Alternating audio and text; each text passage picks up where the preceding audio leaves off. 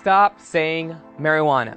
Marijuana, marijuana, marijuana, marijuana, marijuana, marijuana, marijuana, marijuana, marijuana, marijuana, marijuana, marijuana, marijuana, marijuana, maro-fucking-ana. Why? Because it's racist as. Well, imagine my cock. The term was used to knock on people of color and their devilish ways. Was it though? But hey, let's say that it was. Was. Past tense. Do we have to go through this shit time and time and time again? Words, their meanings and connotations change over time. Gay used to mean happy. Now this used to mean hilariously stupid. Now this just means sad. Time marches on. Now, the word itself isn't inherently racist. Hey. You don't get to debunk yourself, motherfucker. Not that blatantly and immediately anyway. You're supposed to do it by accident further into the video. What the fuck is going on? Are you just so strapped for things to call racist that you can't even bring yourself to pretend while you're down there scraping the bottom of the barrel? But it was used by American prohibitionists to exploit racism and xenophobia. And how exactly is it used now? I have a funny feeling it's used by everybody to describe the drug cannabis, which is taken in a variety of ways, including smoking, ingested via some kind of confection, or dog.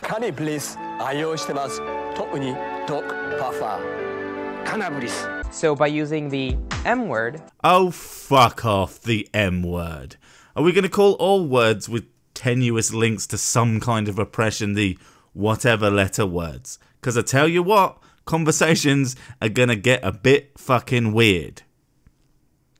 Hi! Oh, I'm so sorry. I mean H word, because of the oppression faced by people who like to take drugs. How? Oh god, I'm sorry again. I mean H word. Again. Because how is a stereotyped greeting of Native Americans. Ah.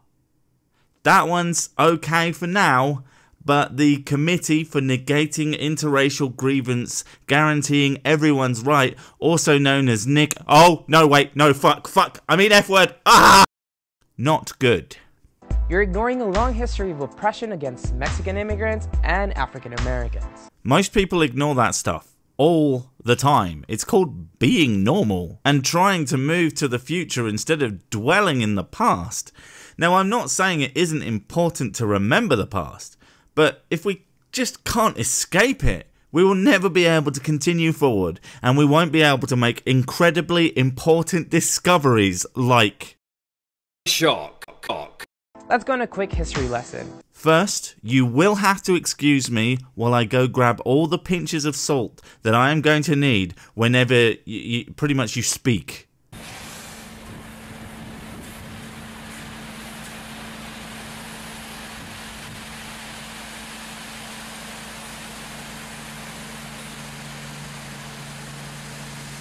Right, that should see me through the rest of this shit. Maybe. Shall we? Weed has been consumed by the American elite since the 1840s. Wait, so it's not racist? It's classy as fuck even. It was even sold over the counter as medication. Good times. And it will more than likely be that way again, in a lot of places at least. Although, don't expect dank kush from your pharmacy. It'll come in boring tablets. Although, dip them in chocolate and you got yourself a healthy snack. To treat insomnia, migraines, and rheumatism. Marijuana will be made available free on the NHS for the treatment of chronic diseases, such as itchy scrot. But it didn't become controversial until the early 1900s, when millions of Mexicans migrated to the US following the Mexican Revolution. With them, they brought marijuana. No, they didn't. You already said it was there, and it's essentially the same thing. I know it's nitpicky, but how else am I supposed to get this video to 10 minutes? 10 minutes of quality content. Marijuana. Marijuana. Marijuana. Marijuana. Marijuana. And they're accustomed to smoking it casually and regularly. But the term was then popularized in the 1930s by this man. Ah! It's a white man! That's the worst kind of person!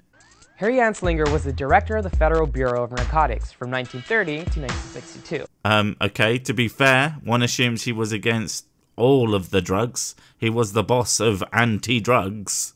Now, Anslinger believed that marijuana influenced black and brown people to commit murder and other violent crimes, which is ridiculous, because all I see people do when they smoke is sit on their couch, watch TV, eat munchies, and fall asleep.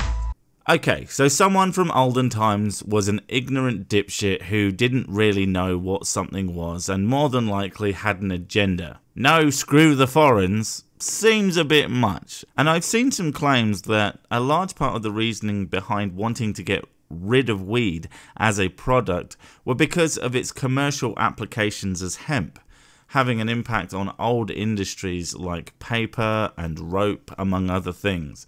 And the racial reefer madness angle was a smokescreen for those ends. It certainly sounds feasible, and it would explain a lot, because I never buy hatred for hatred's sake. Not saying using people's fear against them isn't fucked up, but most things are more complicated than just grr, I hate you dorkies, much like today. And for the one dickhead that's gonna say it, yes, I know actual racists exist. I just posit it isn't just fucking everyone, or even most people.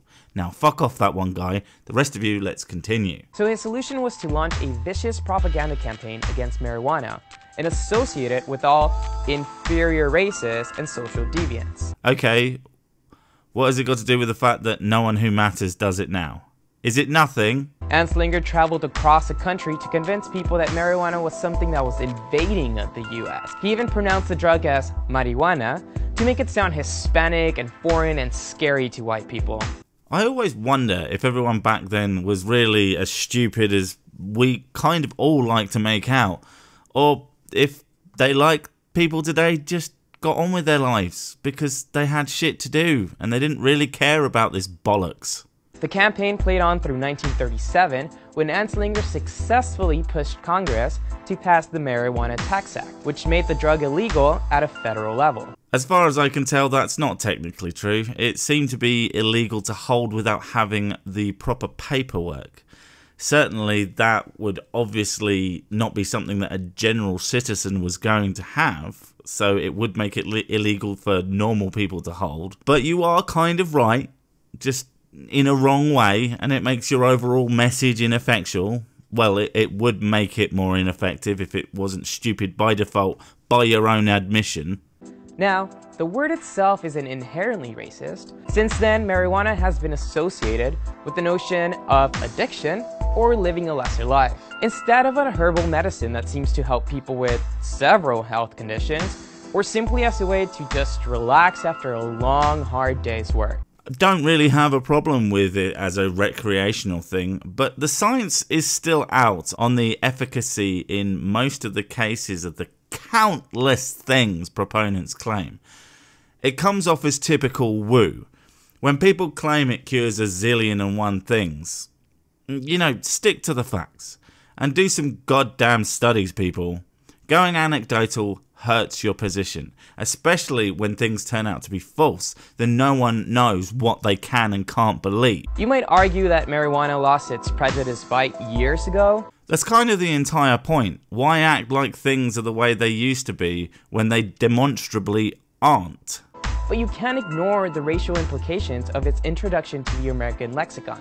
Even if you are right, yes, you can ignore it, unless you are fucking studying that particular subject. How does it make my life better to know about this thing, to constantly think about it? It doesn't. Let people know what they want to know, instead of force-feeding everyone the things you want them to learn. Live your own fucking life. Besides, nothing has changed. Apart from the push from the general public and even politicians to legalize it, so, you know, basically everything, you need to learn to words, mate. This whole conversation is actually very deja vu. We're still trying to fight the negative stigma that clings onto a plant in 2018. Yeah, plants have never ever hurt anyone. You know, aside from hemlock and nightshade. Hell, even tobacco leaves can straight up kill you if you eat them. Just a plant is such a bad argument. Like, really, really goddamn bad. All because of white men such as Jeff Sessions and Steve Alford, who keep making terrible remarks when trying to make marijuana the culprit for crime. It's not exactly the point of this video, but it reaches into your overall thing. You know you don't win racism by being racist, right?